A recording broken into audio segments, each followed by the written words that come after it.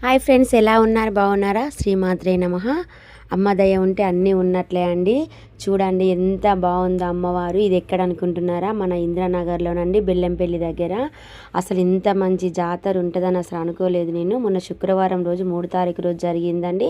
2 తారీఖు రోజు శివపార్వతుల కళ్యాణం, 3 తారీఖులో అమ్మవారి జాతర అండి. ఎంత ఘనంగా జరిగిందంటే అంత బాగా జరిగింది.